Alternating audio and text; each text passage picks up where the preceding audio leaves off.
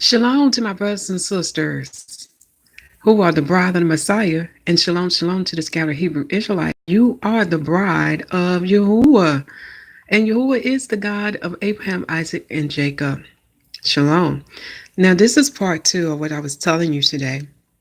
And the title of the word part two is God sets up the wicked. God sets up. Now, I ask you to forgive me, my brothers and sisters, for me using these terms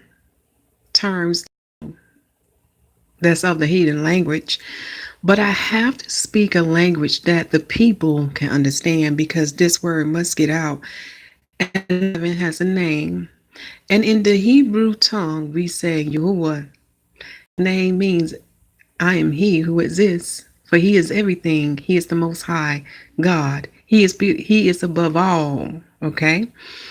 Now, what you see before you is a picture of a person being in torment, okay? But this is something that most people may not know about the Most High. I'm telling y'all, He has a sense of humor. He has a sense of humor, and He will allow the wicked to, what's the word I'm looking for?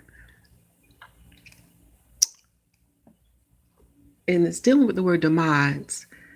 To fall for their own demise, because you know what happens when the spirit of pride is on someone, and the words say pride is before destruction, and that's what happens a lot here. Let me see, I'm trying to get to my other screen that I had, but I don't see it. Give me a second. That's not working. There we go. Oh, it says one more than one way to skin a cat. Okay. That is true. And shalom to you. Okay, let me get my thoughts together. First, for the announcements. My brothers and sisters, we are in the 12th new moon of the Most High calendar. And when you go to this video here, which is titled, Why Israel Did Not See 12 and Brother Error, in the video description box is the link for you to have the calendar of the Most High calendar, okay? It is free unto you. We should not be charging you for the word. And whatever I do for my Father, I try to make it sure, I try to make where it can be free unto you. For all has been done and the price has been paid. Okay, my brothers and sisters? So print out the Most High calendar so you can begin to learn and understand his calendar. For the great golden calendar is of the fourth beast that Daniel talks about. And it does not follow Genesis chapter 1, verse 14. Therefore, it would not give you the most high holy days and holy feast days. And it would not let you know what is an ordinary day and what is a holy day. The evidence is there. Okay. The next video I recommend for you to watch when you have some time is dealing with the blood moon. But most importantly, ask yourself this. Let me bring this in closer. When did man keep the Sabbath in the earthly realm? Okay, that video will give you the scriptures and confirm what is written in the book of Jubilees. And it's a great find to understand when and why did man keep the Sabbath on that particular day. Okay, the next thing, which is the most important thing, is Yahuwah prophetic messages. He has spoken, Israelites and Gentiles. He has let us know what season we are in. He has let us know who are the Israelites and who are the Gentiles. And he has given you instructions, Israelites. For as we learned from part 1, we are his servants and we have a job to do. Okay, so you can watch those videos, but most importantly, pictures, because that's what the Most High had put in my heart, and it works. I print them out. Also made some salvation guards and shared them with brothers and sisters because we are on a mission to win Adam back over to the Father before the wicked one come and deceive the whole world. Because we know we're waiting for that last wicked one to lead astray from the Father. Okay, so we are on a mission to save as many as we can. Okay, before the Messiah returns, because when he returns, he's going to redeem three groups. He's going to redeem his bride. The second group, he's going to redeem the 144,000. And the third group, he's going to redeem the nation of Israel. Two of these groups shall be taken to the heavens, and the third group shall remain in the earth because they have another role to play. Okay? When you read the prophets writing, you will see what role they play. It's going to be a great time during that time. All right, now let's get back on track here. So the message so the word today is God sets up the wicked. On the channel, on this live video, you will see my name, Yitia, with a picture. You click on that and it'll go directly to my channel. Okay. And if you have a hard time, once this video is published, come back and put a comment, and I can also give you the link that way. All right. Yahuwah has a personality, and this is what I said. We really don't lie. His ways is his ways. His ways is not our ways, and his thoughts is not our thoughts. For he is what? The Most High. Okay. And he has a sense of personality, especially when it comes to the wicked. He will allow them to hang them on cells. And since we are in Purim, like this month, we're gonna have Purim. And forgive me, because I know the phone is not that steady. I'm just trying to get my stuff in order here. But Purim is coming up. Okay, we keep it on the 14th and the 15th day of the moon of the Most High calendar. And on the calendar link I recommend for you to print out, it gives you what day of the sun it falls on, and it also gives you the day of the Gregorian date of what it falls on the heathen's date. Okay, and when Purim falls on. Now, what I love about the work of Josephus, because when you read a book from beginning to end and you read all the fine prints and everything, you will learn that Josephus was chosen for this purpose. Okay, even though the Gentiles has translated his works, there's a lot of hidden clues in here that Josephus has left for us to give us the Most High truth that the heathens do not understand, but we will, because we are the children of light. And what you will learn about Joseph is that he was chosen by the Most High to do this purpose, to do this work here that we're about to read today. And you'll see what I mean. His work give you an extra insight about the Father that you won't find written in the 1611. Okay. It will give you understanding on how our Father works. But let me begin, because I don't want to spoil it for you, because what we're about to read is going to make you laugh. And you're going to see how the children of pride fall for their own demise. Okay? Let us begin. We're in the work of Josephus. The copy I have of his works are the works of Josephus, completed and unbridged, new updated edition. Okay. Let me see what year, copyright year this is. Just trying to get my hands on it.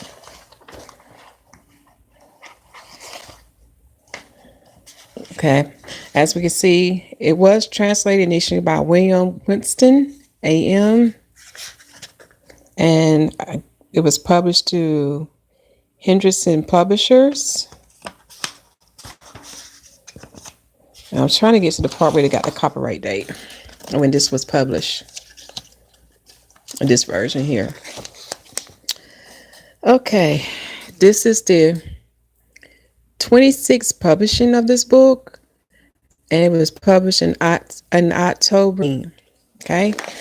I would love to get some older copies of the work of Josephus because, again, just like they do with the Bible of the 1611, the heathens will remove some things out of it. Yes. Because even my sister verified with me that when she had an older copy of the work of Josephus, there was some things taken out of it. But guess what? No matter what, the wicked truth shall be revealed because the Spirit, and long as we have the Father, we have everything. So no matter what they do, they're going to reap what they sow and it's going to backfire on them. Okay? So I'm in the book of Antiquities of the Jews. Okay, I just want you to see that first. And I'm in book 11. I can get to it. Oh, here you go. And we're going to be in chapter 6. And we're going to go to number 10. Now, for those who don't have a copy of the work of Josephus, I will come back to this video in the video description box and give you the link, and it's free. Like I said, the Father's making a way for us to have access to these things where it doesn't cost us anything, my brothers and sisters. Okay. But you can go to Sacred Text. I think it's sacred-text.com, and they have it under the religion section they call Judaism. And remember, we're not in a religion, okay? We're in a covenant. We're in a marriage with the Lamb. And the nation of Israel is in the marriage with the Father, all right? But under the heathen site, they would have it listed under Judaism, all right? And that's where you'll find the work of Josephus. And it's free. Okay. We are in the book of Antiquities, book 11, chapter 6, section 10, which is number 244. Now, when the king had promised so to do, Haman went away very glad, because he alone had the honor of supping with the king at Esther's banquet. Now, let me pause there. On the counter, it gives you the day when Esther put this banquet together. Now, to understand about Haman, he is the enemy of the Jews. So I recommend that you read the book of Esther in the Old Testament and in the Apocrypha. And when you come to the work of Josephus, go back to the beginning to get the whole story matter. Okay. But I'm going to the highlight because I want you to see how YAHUAH works. Okay. How he sets up the wicked. All right. So he goes to this banquet, and it goes on to say, and because no one else partook of the same honor with kings but himself, yet when he saw Mordecai in the court, he was very much displeased, for he paid him no manner of respect when he saw him. So Mordecai didn't give him no respect when he saw him. So Haman was very displeased. So he went home and called for his wife, Zeresh, and forgive me if I mispronounce it, and his friends. And when they were come, he showed them what honor he enjoyed, not only from the king, but from the queen also. For as he alone had that day supped with her, together with the king, so he was also invited again for the next day. Yet, said he, am I not pleased to see Mordecai the Jew in the court? Hereupon his wife Zeresh advised him to give order that a gallows should be made 50 cubits high, and in the morning he should ask it of the king that Mordecai might be hanged there. I'm going to pause there. Now, when you read about the Most High, when he gives judgment, you'll probably say that he may be cruel at what he does, because he will kill not only man, woman, child, and beast. But now that we got more insight, we get the idea where Haman got the idea to kill Mordecai and the nation of the Jews. Came from his wife. You know how the verse say, for a wicked man is as a wicked woman? Yes. So when when you read about the judgment that came upon him and his household, you begin to understand why. See, the Most High ain't cruel. He can see further down the road than what we can see, and he knows all and sees all. So he's righteous in his judgments. Okay? Let us keep going. That Mordecai might be hanged. Bear with me. Let me move this around a little bit. So we can see the pages on this book.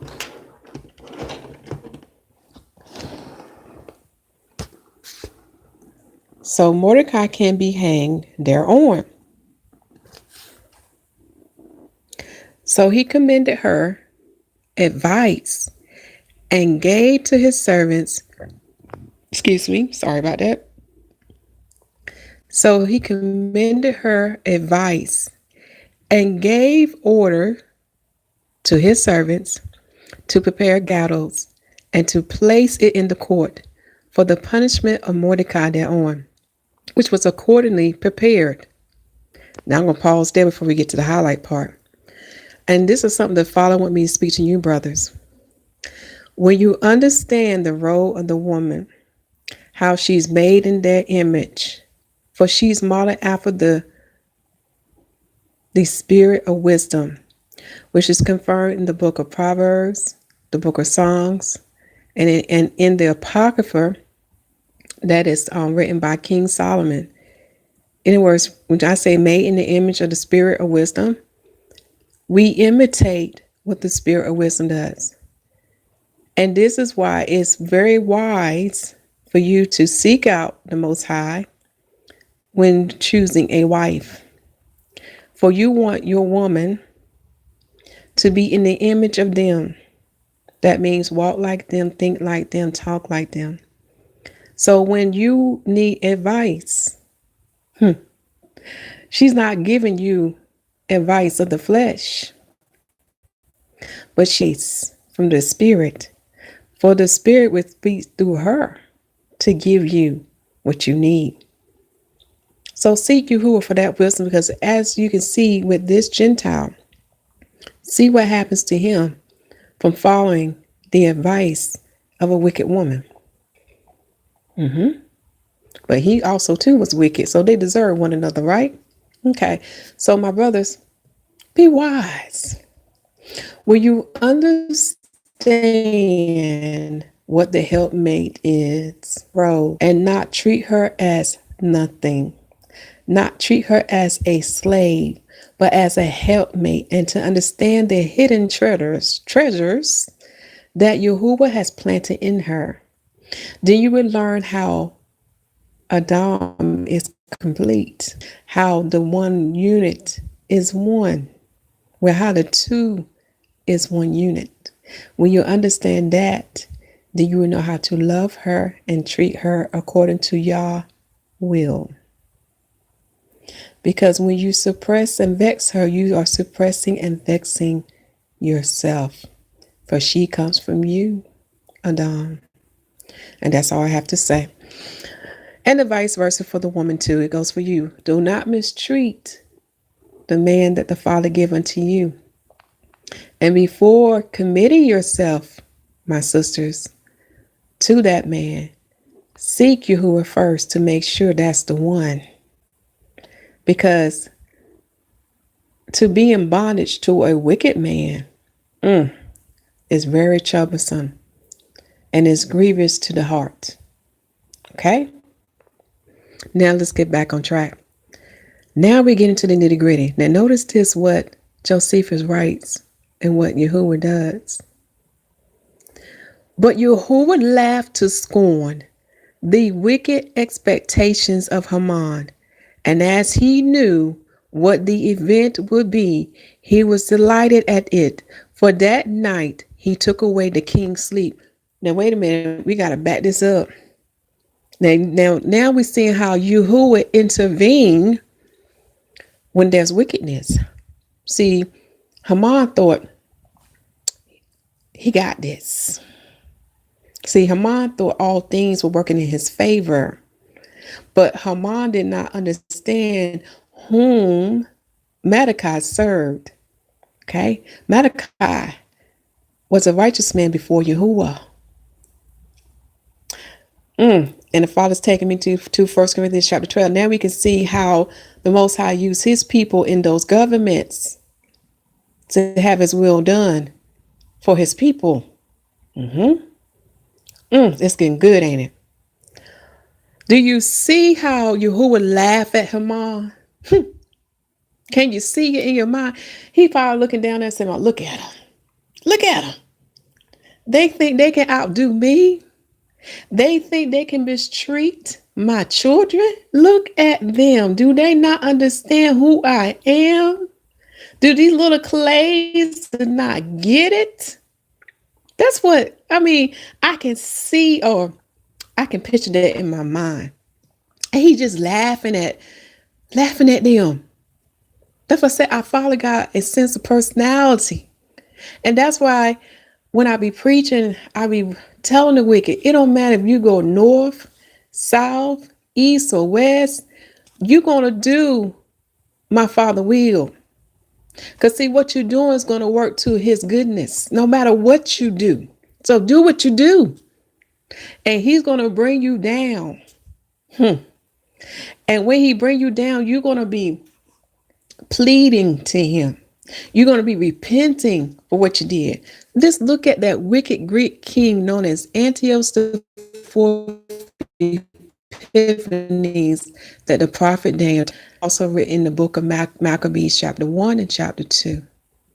Look at what happened to him. Oh, he thought he was on high. But the Father brought him down too. And before he left this world, before he received his death, he was confessing and pleading to the Father. Yeah.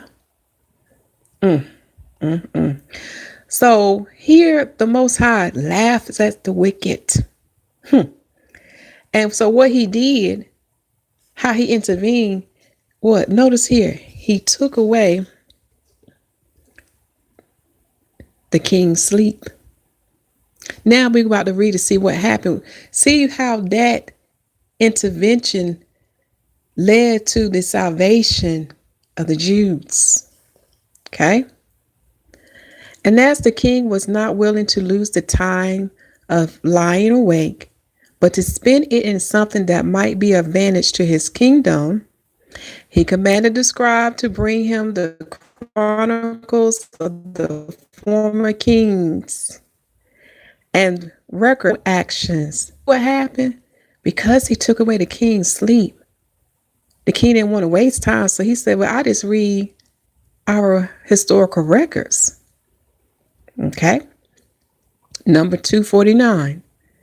And when he had brought them and was reading them, one was found to have received a country on account of his excellent management on a certain occasion, and the name of the country was set down.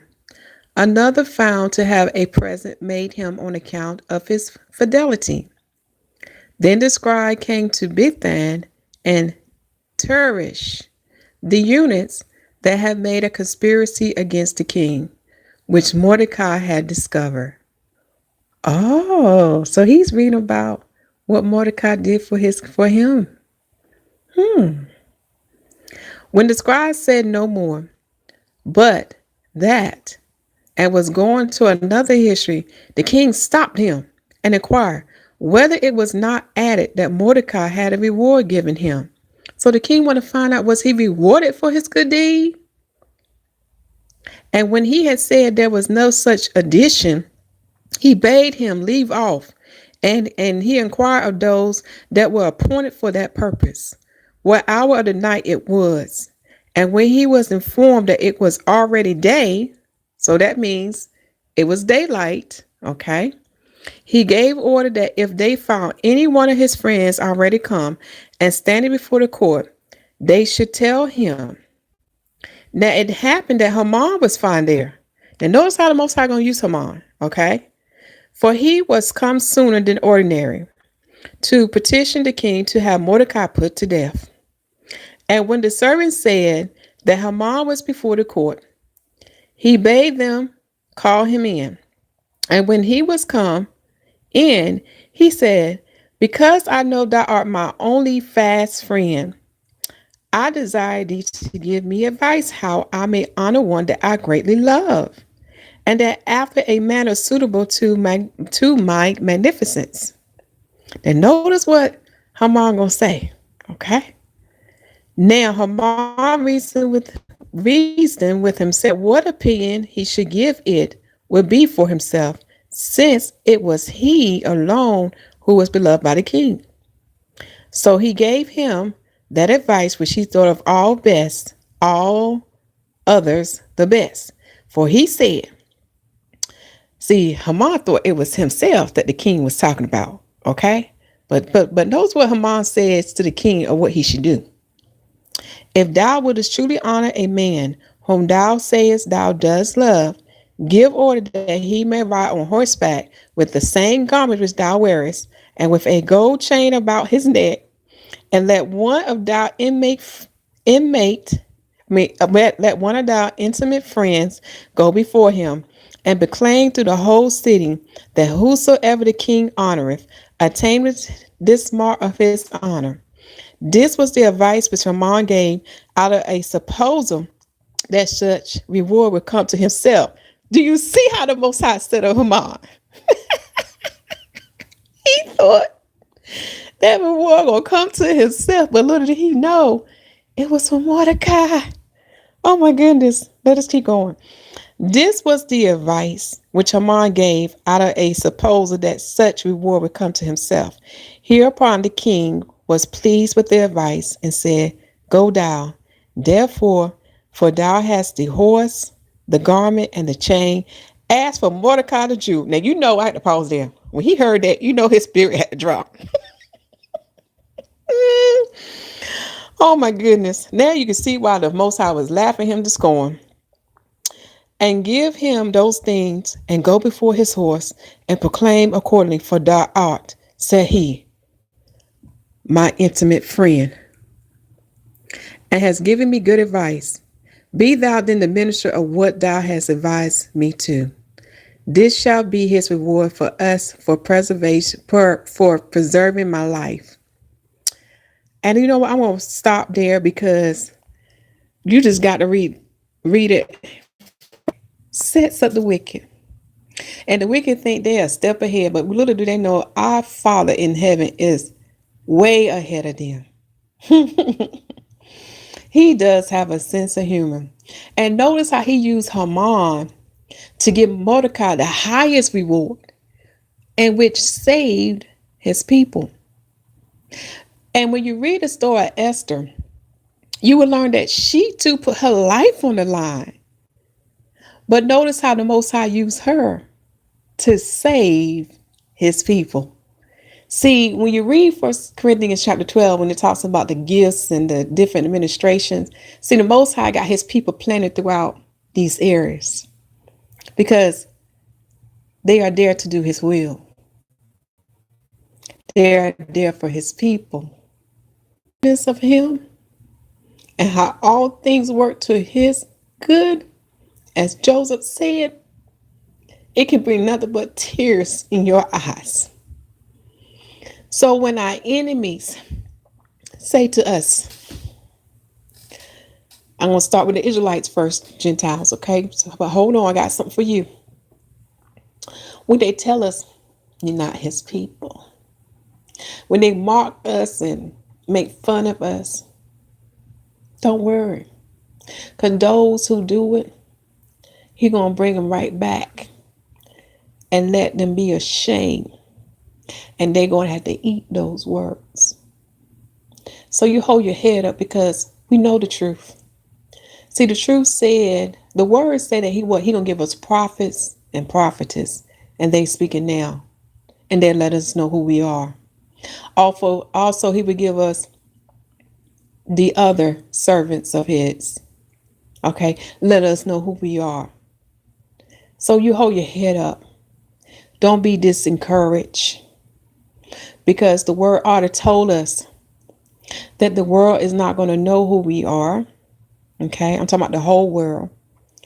until our Father in heaven get his honor and glory, because he has to let the world know who he is, and he has to show Israel who he is. And when he accomplished that, like he did in the days of Moses, because Jethro said to Moses, I heard what happened in Egypt. And you know, back then they didn't have technology, but all the great works that he did in Egypt, how he broke Rahab, how he broke the Leviathan head, the dragon head, he gonna do it again in this kingdom. This fourth beast kingdom, which is under my brother reign, Esau reign, which is Rome, he's gonna break it. And he's going to deliver us, Israelites and Gentiles. He's going to deliver us for those who want to worship and serve him. He's going to deliver us. He's going to deliver the sheep out of the pit. Okay? And those who did not, he's going to let them fall to his judgments. And when that great Jerusalem, and when he carry out his judgment with all, that means angels and Adam, when he carry out his judgment with them, no one gonna have any excuse and say, I didn't know, or they're not gonna have the excuse to say, well, you kept me from you. Gentiles, you're not gonna have that excuse. Israelites, you're not gonna have the excuse, but I didn't know, and he gonna say my word was the witness, and you didn't receive it. There's gonna be no excuse for all. So just by reading this chapter here, with this small insert here, lets us know that he's always a step ahead of us, my brothers and sisters. Oh, thank you, Father, for reminding me. And to you Gentiles, when they make fun of you for you want to take hold to the covenant, for you want to keep the holy days and holy feast days of Yahuwah, you hold your head, because you know whom you serve. Do not let anyone to deter you from keeping this covenant, from receiving salvation, from being in the new eternal kingdom. I don't care if they're Israelites, and I don't care if they're Jews. I don't care if they're Gentiles. Do not let them discourage you, Gentiles. You keep pressing on. And if anything you don't understand, like my Father said in his word, he said, ask and it shall be given. Seek ye shall find. Knock and the door shall be opened unto you. So he said, ask these things in my son's name, and I will give them unto you. And he will make a way for you. So if my brother or sister who is Israelite offend you, I'm asking you to forgive them and to pray, because my Father's going to deal with them in the wilderness if they're alive at that appointed time. To you Israelites, if my Gentile brothers and sisters offend you, I'm going to ask you to forgive them, because you know what the Messiah instructs us to do. And the reason is, if you do evil for evil, it would keep you from the kingdom, as written in 1 Corinthians chapter 6 and in the book of Revelation. So this is why we have to do right. Forgive them and pray for them, because guess what? Yahuwah gonna deal with them too. He's not playing with none of us. None of us. Do you hear me? Because what is truly going on, there's an invisible one behind the scene. Moses saw it in his day. See, when you go back to the beginning, which is Genesis, he's the same one who was the reason why Adam fell. Okay? And when you understand what took place in Genesis, you will understand why the Gentiles treats us the way they do. You will understand why the Israelites come against their own. Because when you are submerged in darkness and you have not received the new covenant, you will be easily deceived by Satan. Okay? So where I'm going to now, this is the proof to let you know what I'm talking about this invisible one who's working behind the scene. He was the same one who convinced my people to crucify the Messiah. You can find that written in the book of Pontius Pilate, also known as, what's another name for that book? But it's on the channel. Go to the Feast of Passover, which is Aviv, and you will find it in dealing with Sheol, the video that talks about Sheol, okay? But in that book, it lets you know who works behind the scene. And also Ezekiel chapter 28 will let you know who works behind the scene. The gospel will let you know who worked behind the scene, because he was the one who entered into Judas and caused and convinced Judas to betray the Messiah. But here's the verse. Notice what is written. For it says here, when it talks about Moses, okay, in Hebrews chapter 11, in verse 27, for it says, now this is dealing with Moses, by faith he forsook Egypt. That means, let me keep going, not fearing the wrath of the king, for he endured as seeing him who is invisible. See, he saw the one that was in Pharaoh. He saw the one who was working behind the scene. When you read YAHUAH prophetic messages, in one of those messages, he tells Pharaoh of today to let his people go. Oh, yes, it's in there. Do you see there's nothing new underneath the sun? What is done back then, it shall be done again, but on a great worldwide level. So we have to know who's the true enemy we're dealing with, because the word tells us we're not dealing with flesh and blood. We're dealing with principalities. And these principalities are angels who was given authority and rulership over the other nations. Also, when Adam fell, he gave authority and rulership of this world to Satan. Again, this is why the second Adam had to come to make things right, because we know, as written according to the word, that when the second Adam returns, he's coming back with what? A rod of iron.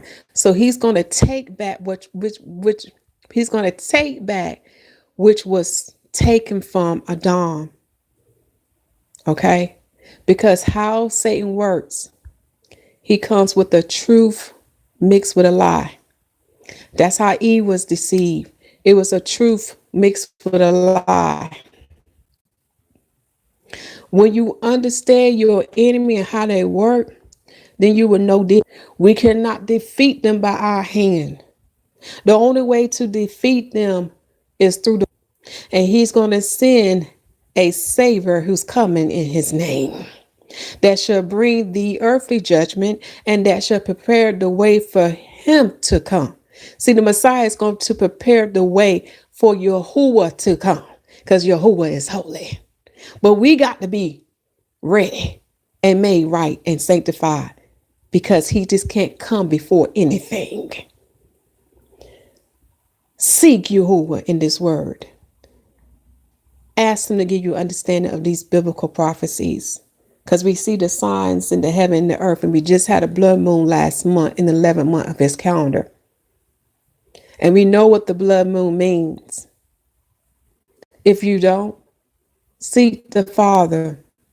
Go back to Genesis there. If you still don't know what it means, there's some information on the channel. But just think about blood moon. Think about blood. And read Revelation chapter 14. All right. I done said enough, talked enough. Continue, my brothers and sisters, to preach that the kingdom of heaven is at hand. Make sure the people receive salvation as written in Romans chapter 10, and baptize them in the name of Yahusha HaMashyach, who is the Messiah and the Son of God. For the Lamb set the example of the water baptism and the Holy Spirit baptism, and the apostle continued both. And these baptisms is what consummate the covenant. Because the day will come when the Messiah come back. When he comes back, the new eternal covenant shall be established with the house of Judah and the house of Israel.